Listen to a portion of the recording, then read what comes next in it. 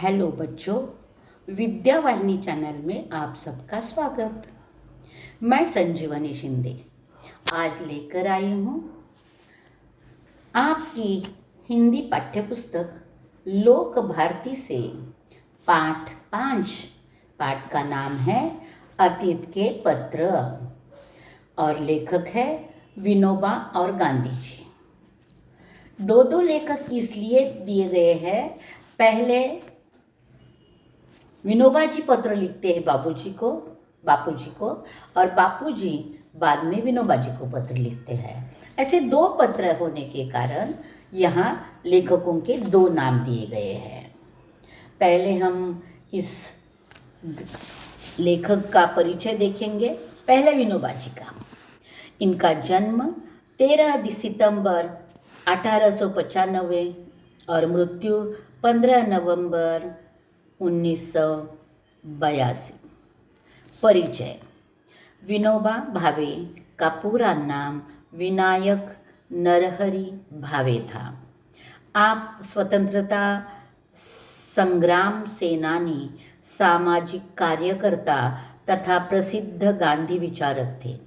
प्रमुख कृतियाँ: गीता का मराठी में अनुवाद, गीता पर वार्ता, शिक्षा पर विचार आदि कुछ प्रमुख रचनाएं। अब दूसरे लेखक गांधी जी। इनका परिचय। 2 अक्टूबर 1869 इनका जन्म, मृत्यु 30 जनवरी 1948। परिचय। गांधी जी का पूरा नाम मोहनदास करमचंद गांधी था। आप भारतीय स्वतंत्रता आंदोलन के प्रमुख राजनीतिक एवं आध्यात्मिक नेता थे। प्रमुख कृतियाँ: सत्य के साथ मेरे प्रयोग, आत्मकथा, हिंदी स्वराज्य व इंडियन होम रूल। इनके अतिरिक्त लगभग प्रत्येक दिन अनेक व्यक्तियों और समाचार पत्रों के लिए लेखन करते थे। अब यहाँ हम देखेंगे गद्य संबंधी जानकारी। यहाँ प्रथम पत्र में विनोबा भावे जी का दृढ़ निश्चय, देश सेवा व्रत, परिश्रम, अनुशासन एवं गांधी जी के प्रति समर्पण एवं श्रद्धा परिलक्षित होती है। यानी पहला पत्र विनोबा जी ने लिखा है और उसमें उनके कौन कौन से गुण दिखाई देते हैं? तो दृढ़ निश्चय, देश सेवा का व्रत और अनुशासन। यह उनके पत्र से, उनकी जो बातें वो लिख रहे हैं उससे पता चलता है। और दूसरा पत्र है गांधी जी का। गांधी जी का भावे जी के प्रति विश्वास, पितृवत प्रेम दिखाई पड़ता है। यानी कहते हैं कि गांधी जी जो विनोबा जी ने कहा है उस पर उनका विश्वास है और पितृव्रत प्रेम दिखाई पड़ता है। इन पत्रों से विविध मानवीय मूल्यों को अपनाने की प्रेरणा प्राप्त होती है। अब हम पाठ की शुरुआत करेंगे। देखेंगे कि कौन कौन से बातों में विनोबा जी ने निश्चयपूर्वक कार्य किया है, कौन सा निश्चय किया है। परम पूज्य बापू जी 1 साल पहले अस्वास्थ्य के कारण आश्रम से बाहर गया था। यह तय हुआ था कि 2-3 मास वाई रहकर आश्रम लौट जाऊंगा, पर 1 साल बीत गया, फिर भी मेरा कोई ठिकाना नहीं। पर मुझे कबूल करना चाहिए कि इस बारे में सारा दोष मेरा ही है। वैसे मामा फड़के को मैंने 1-2 पत्र लिखे थे। इन्हें वह आश्रम में रहते थे विनोबा जी, और उनका स्वास्थ्य खराब होने के कारण उनको 2-3 महीने के लिए वाई जाना पड़ा। जब आश्रम छोड़कर वाई जा रहे थे तब यह तय था कि 2-3 महीने के बाद वह वापस आएंगे, लेकिन वह कह रहे हैं कि कुछ कारणों से मेरा ठिकाना ही वापस आने का नहीं है। और इसके बारे में विनोबा जी ने फड़के जो आश्रम में रहते उनके साथ 1-2 बार पत्र लिखकर बताया है। आश्रम ने मेरे हृदय में खास स्थान प्राप्त कर लिया है। इतना ही नहीं, अपितु मेरा जन्म ही आश्रम के लिए है, ऐसी मेरी श्रद्धा बन गई है। तो फिर प्रश्न उठता है कि मैं 1 वर्ष बाहर क्यों रहा। विनोबा जी कहते हैं कि आश्रम का और मेरा एक अलग ही नाता है। मेरे मन में उस आश्रम के बारे में एक अलग ही स्थान है। इतना ही नहीं, अपितु मेरा जन्म ही, यानी इतना ही नहीं, वो कहते हैं कि मेरा जन्म ही आश्रम के लिए है, यह मेरी श्रद्धा है।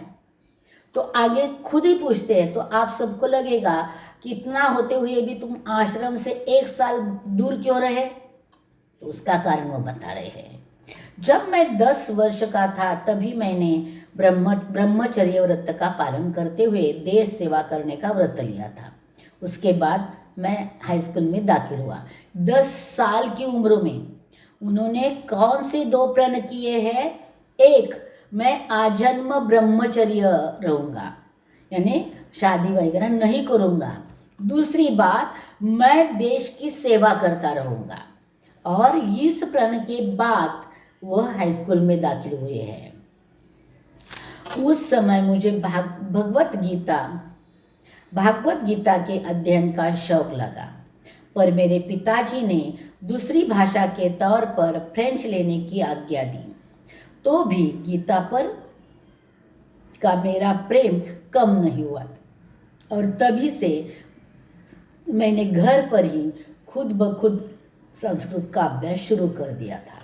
वो कहते हैं कि जब मैं हाई स्कूल में पहुंचा तब मेरे मन में मुझे शौक लग गया था, क्या, भागवत गीता पढ़ने का। यह पिताजी ने भी देखा था, लेकिन पिताजी ने मुझे एक कंपलसरी भाषा होगी और दूसरी ऐच्छिक होगी, तो उनके पिताजी ने उनको फ्रेंच लेने के लिए कहा था। तो वह पिता की आज्ञा मानते हैं और पाठशाला में फ्रेंच पढ़ते हैं। लेकिन उन्होंने साथ साथ खुद संस्कृत की पढ़ाई करना शुरू किया था, क्योंकि भागवत गीता पढ़नी है, समझ लेनी है, तो संस्कृत आना जरूरी था।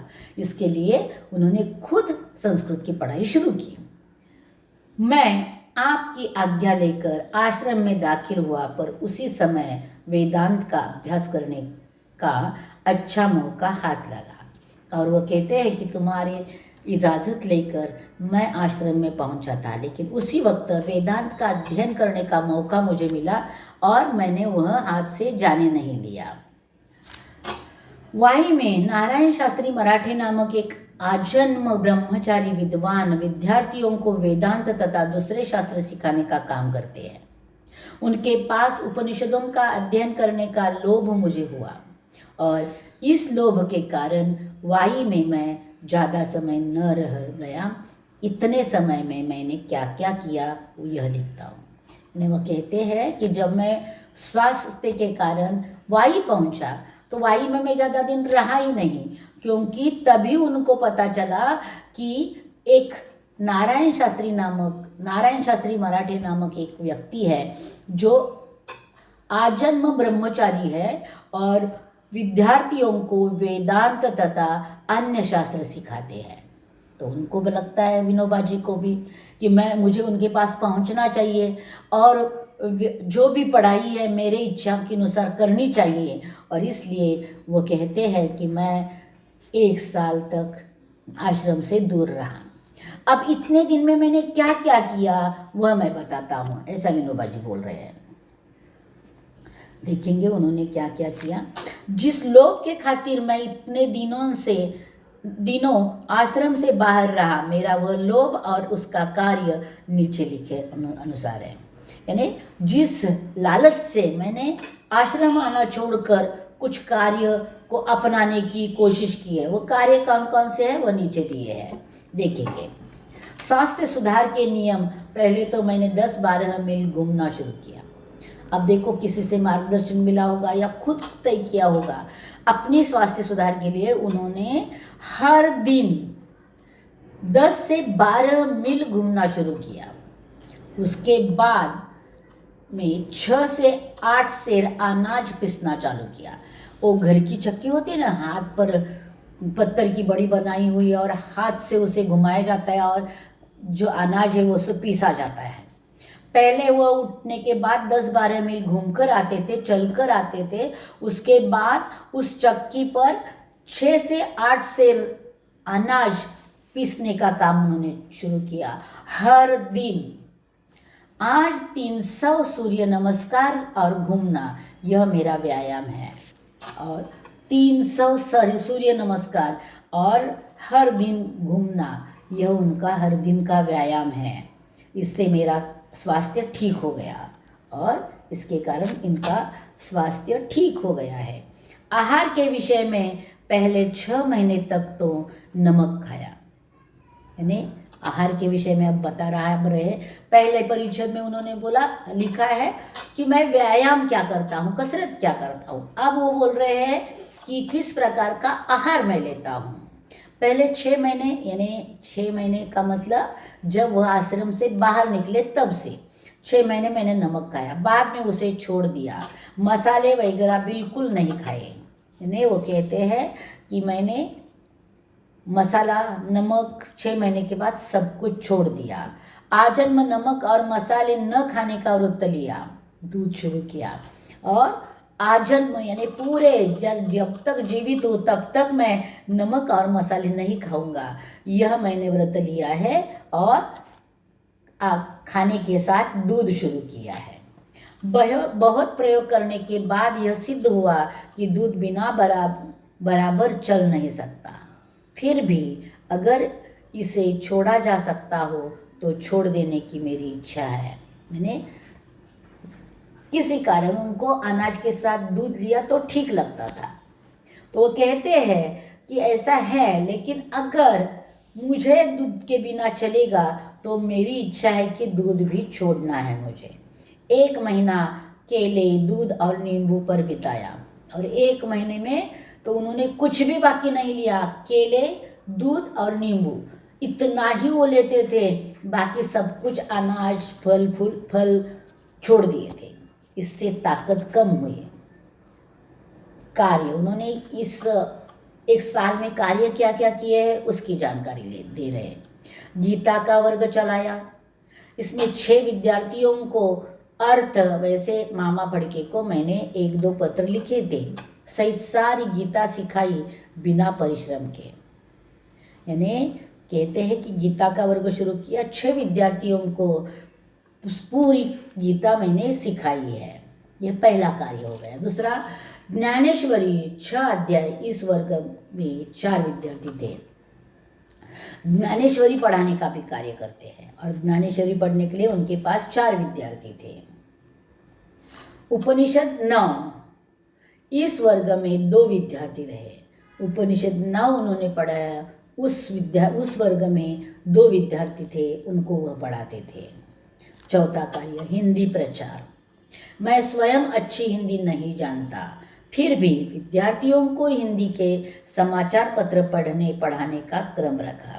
यानी विनोबा जी कहते, मैं खुद तो इतनी अच्छी हिंदी नहीं जानता था, लेकिन विद्यार्थियों के लिए हिंदी समाचार पत्र पढ़ने के लिए और पढ़ाने का क्रम मैंने जारी रखा। अंग्रेजी 2 विद्यार्थियों को सिखाई। यदि देखो उनका प्रभुत्व कहाँ कहाँ है। संस्कृत इतनी अच्छी है इसलिए वो गीता सिखा पाए। उनको गीता आती है, उन्हें ज्ञानेश्वरी आती है, उन्हें उपनिषद आते हैं। हिंदी का प्रचार करने के लिए वो काम करते हैं, साथ साथ अंग्रेजी भी विद्यार्थियों को सिखाते हैं। का मतलब अंग्रेजी पर भी उनका प्रभुत्व है।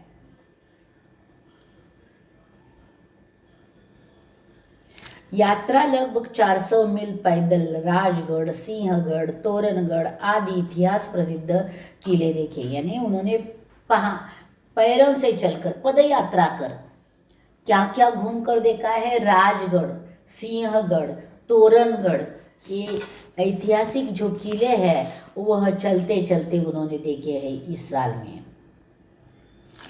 और अगला कार्य, प्रवास करते समय गीता जी पर प्रवचन करने का क्रम भी रखा था।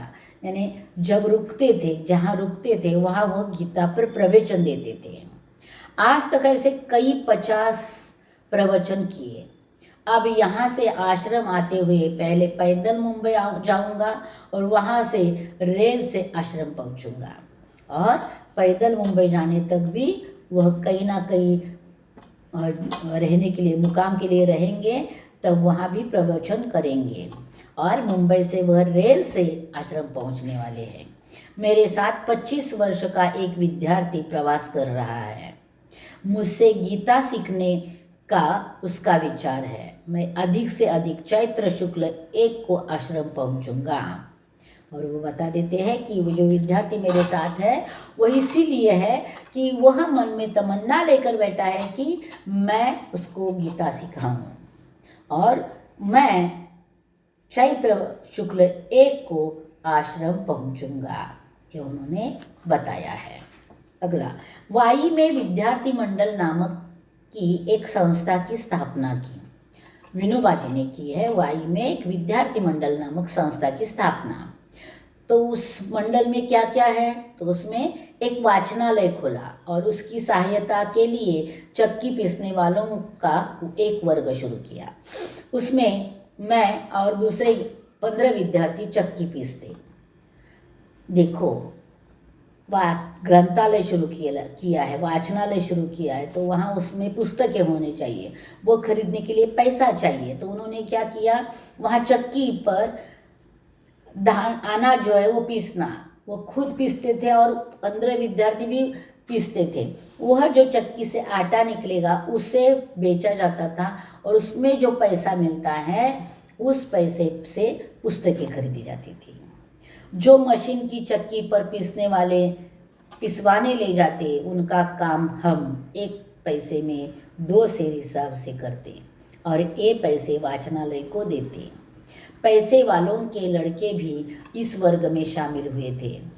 यह वर्ग कोई 2 मास चला और वाचनालय में 400 पुस्तकें इकट्ठी हो गई।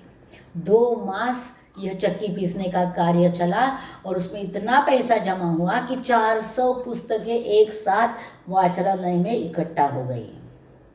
यानी देखो, अगर मन में निश्चय है तो कैसे भी कार्य को पूरा किया जा सकता है। अगला,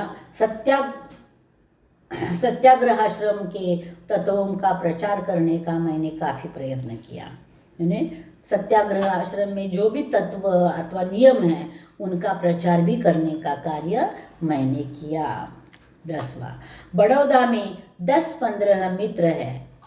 इन सब को लोक सेवा करने की इच्छा है। इस कारण वहाँ 3 वर्ष पहले हमने मातृभाषा के प्रचार के लिए एक संस्था स्थापित की थी।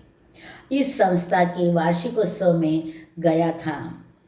उत्सव यानी संस्था के सभासद इकट्ठे होकर क्या काम किया, आगे क्या करना है, इसकी चर्चा, उसमें मैंने वहाँ हिंदी प्रचार करने का विचार रखा। यानी वो कहते हैं कि 3 साल पहले एक बड़ौदा में एक संस्था स्थापन की थी जो मातृभाषा की प्रचार के लिए थी और वहाँ के भी जो वार्षिक सभा होती है उसमें वो खुद गए हैं और उन्होंने वहाँ विचार रखा है कि मातृभाषा पर यह संस्था काम कर रही है तो भी साथ साथ हिंदी प्रचार का भी काम उन्हें करना चाहिए।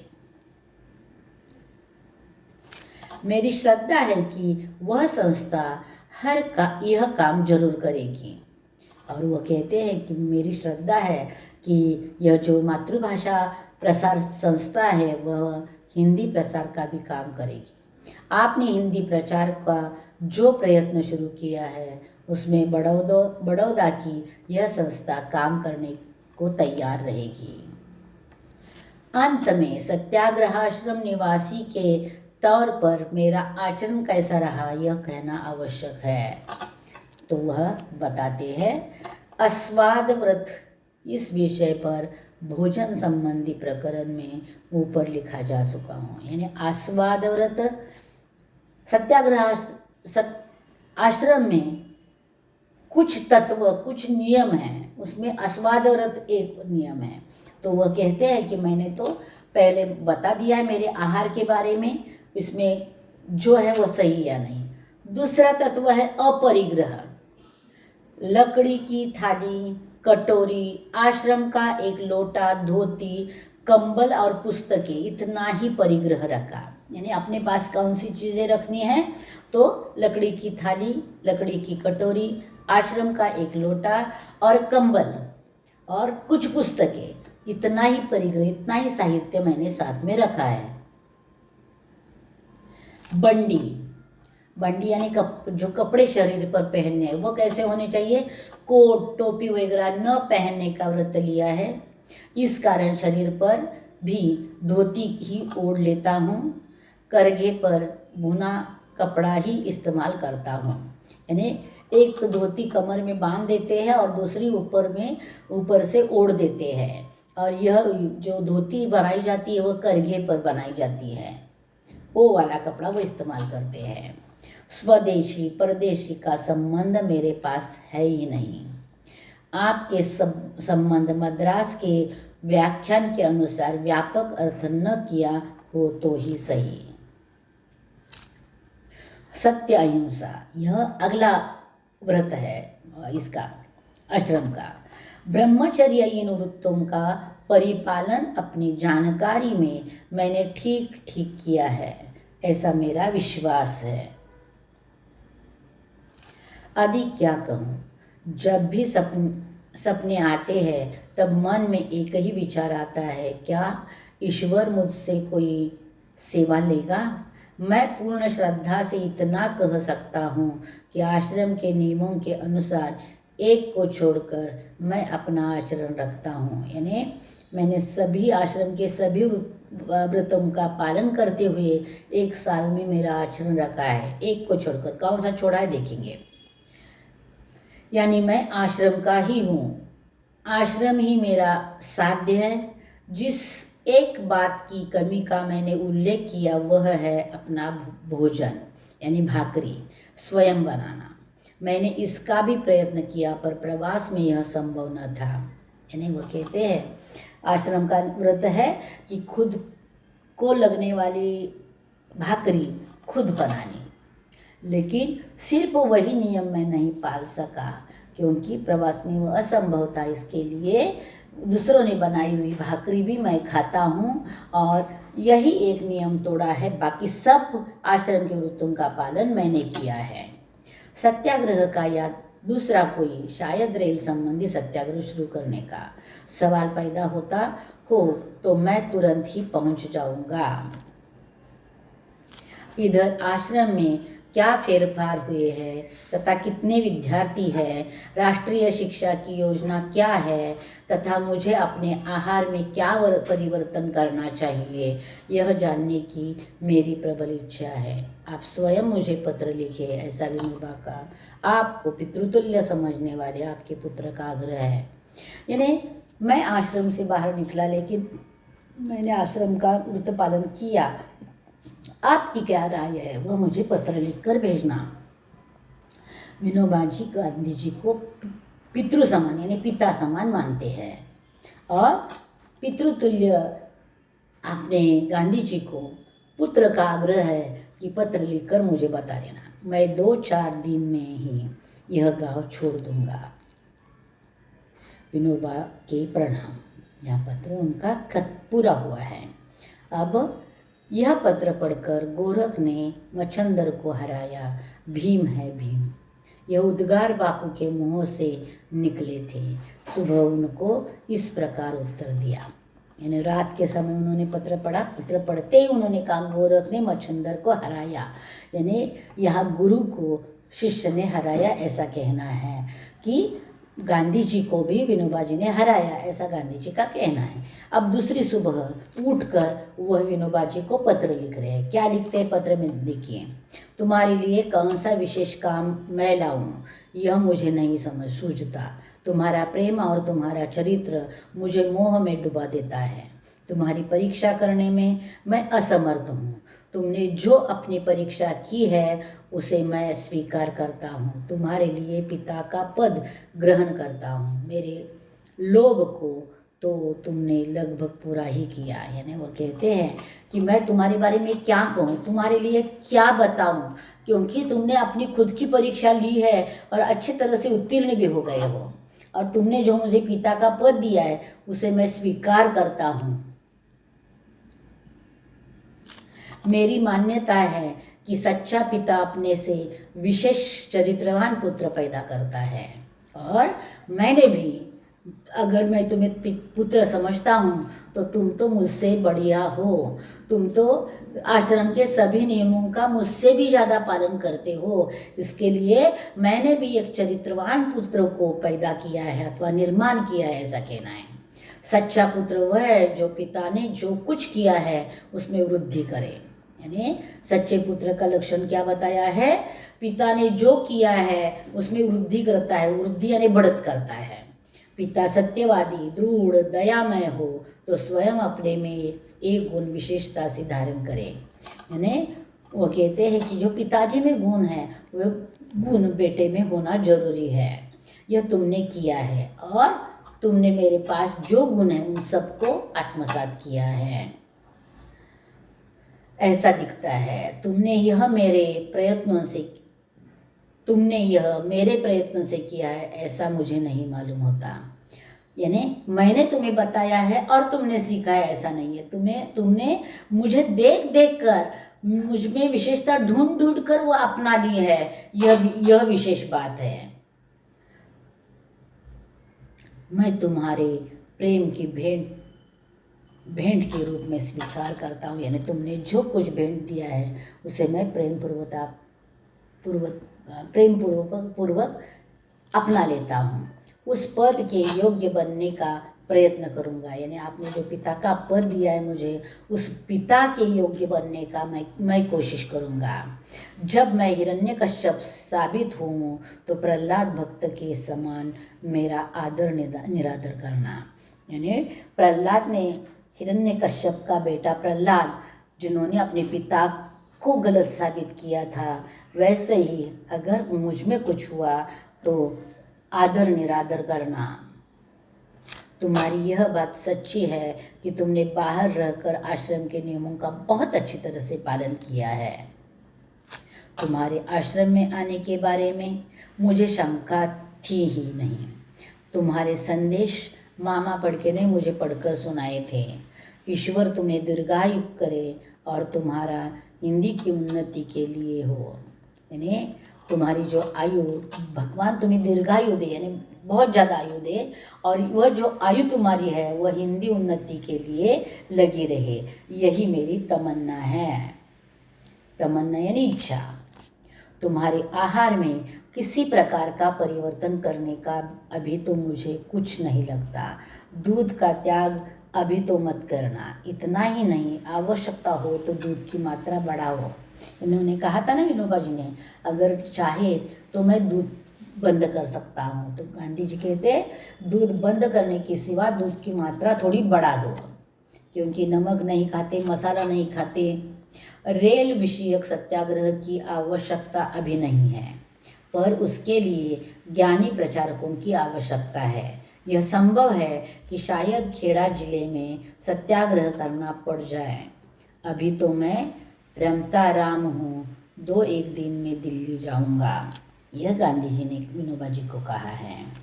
विशेष तो जब आओगे तब सब तुमसे मिलने को उत्सुक है। यानी वो कहते हैं कि जब बाकी सब, इसके आगे जो भी कहना है वह जब मिलेंगे तब बोलेंगे, और आश्रम के सब लोग तुम्हें मिलने के लिए उत्सुक है। बापू के आशीर्वाद। यह बापू जी का पत्र खत्म होता है। बाद में बापू के उद्गार। पत्र पूरा हुआ है। पत्र पूरा होने के बाद भी वह विनोबा जी के लिए क्या बोलते हैं? बहुत बड़ा मनुष्य है। मुझे अनुभव होता रहा है कि महाराष्ट्रियों और मदरसियों के साथ मेरा अच्छा संबंध रहा है।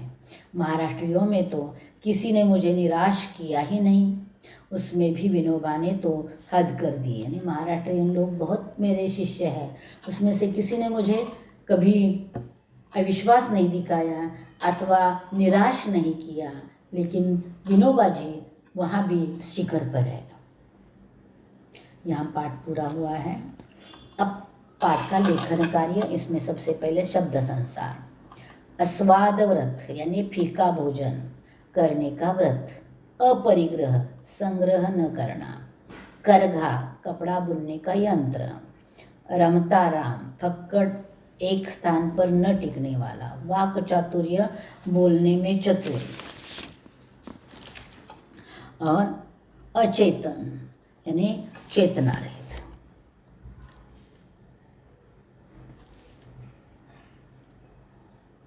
मुहावरे। हाथ लगना, प्राप्त होना। 2 घंटे से गणित का हल ढूंढ रहे प्रकाश को अचानक उसका उत्तर हाथ लग गया। हृदय में स्थान बनाना, किसी का प्रिय बनना। घर में आई नई बहू ने अपने व्यवहार से सबके हृदय में स्थान बना लिया। निरादर करना, अपमान करना। अमीर हो या गरीब, किसी भी बुजुर्ग का निरादर नहीं करना चाहिए।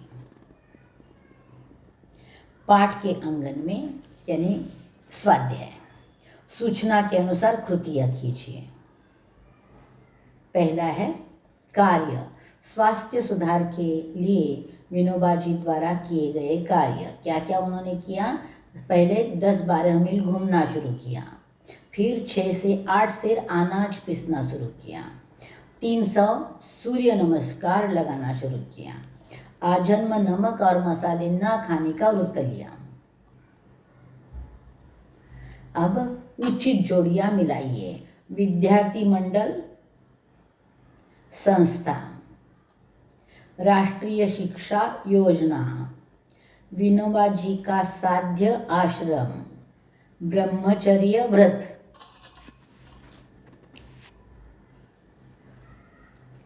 अर्थ लिखिए।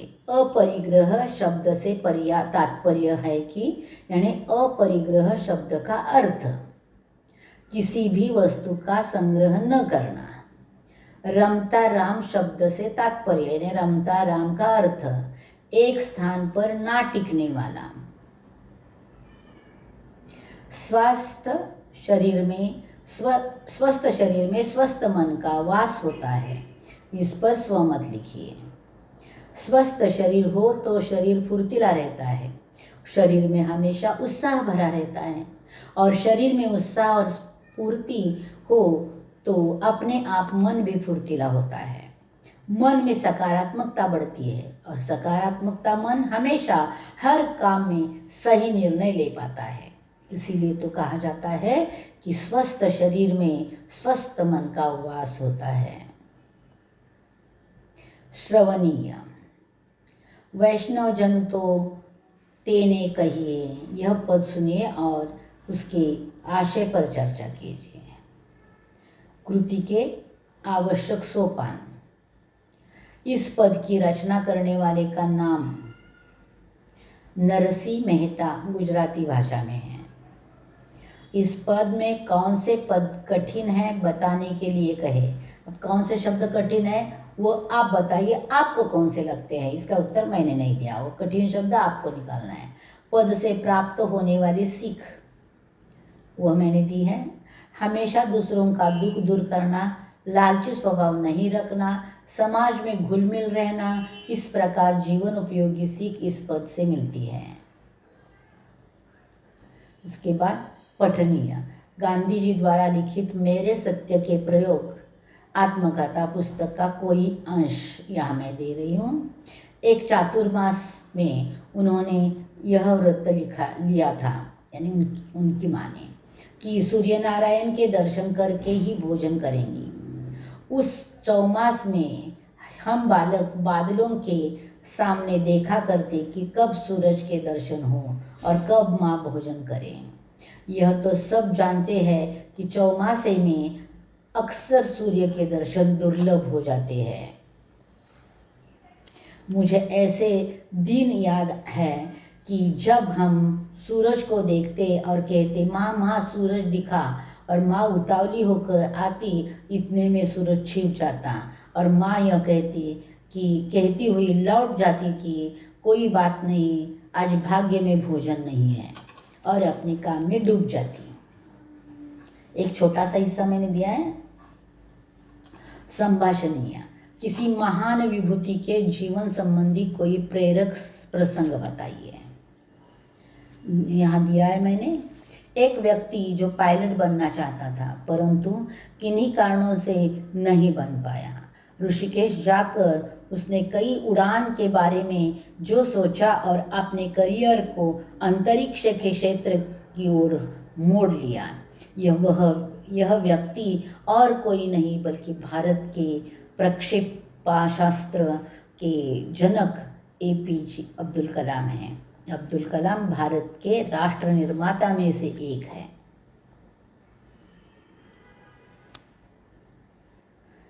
अगला है मौलिक सृजन। मेरे सपनों का भारत। मेरे सपनों के भारत में जवान और किसान इन दोनों का बहुत बड़ा सम्मान होगा, क्योंकि जवान और किसान के सहारे ही पूरा भारत सुरक्षित और जिंदा है। मेरे भारत के ज्ञान विज्ञान विद्वत्ता का सम्मान होगा। जितना सम्मान उनका होगा उतना ही सम्मान मजदूर और मेहनत करने वाले हाथों का होगा। सबके लिए समान न्याय होगा और प्रत्येक व्यक्ति के सुख के बारे में सोचा जाएगा। ऐसा होगा मेरे सपने का भारत। यह काम आपको करना है अर्थ की दृष्टि से नहीं, यह भाषा बिंदु है। भाषा बिंदु यानी व्याकरण। व्याकरण जो है आज यहाँ अर्थ की दृष्टि से वाक्य परिवर्तन करने के लिए दिया है। पहला यह वाक्य दिया है, सब तुमसे मिलने को उत्सुक है। उसका जो है हमें परिवर्तन करना है अर्थ की दृष्टि से। जितने भी भेद है उसमें देखेंगे हम। विधानार्थक वाक्य, सब तुमसे मिलने को उत्सुक है, यह विधानार्थक वाक्य है। अब दूसरा वाक्य है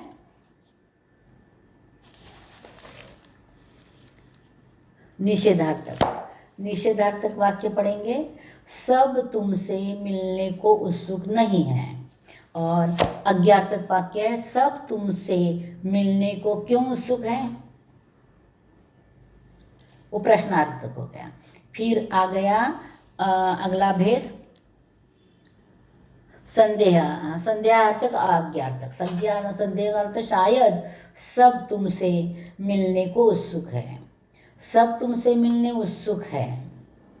और अंतिम विस्मयार्थक, अरे सब तुमसे मिलने को उत्सुक है। बस इस प्रकार 8 भेद हो गए।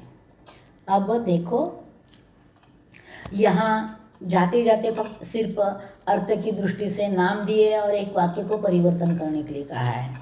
मैंने वाक्य के दोनों भेद रचना की दृष्टि से अलग वीडियो बनाया है और अर्थ की दृष्टि से वाक्य भेद का अलग वीडियो बनाया है। पूरा एक वीडियो रचना की दृष्टि से वाक्य भेद और दूसरा वीडियो अर्थ की दृष्टि से वाक्य भेद इस पर है। अब मैंने अपलोड कर दिया है, उसे शुरू करो, एक बार ठीक से सुनो और देखो तो आपको वाक्य भेद आराम के साथ अच्छे से ध्यान में रहेंगे। अब देखेंगे पाठ का अंतिम हिस्सा।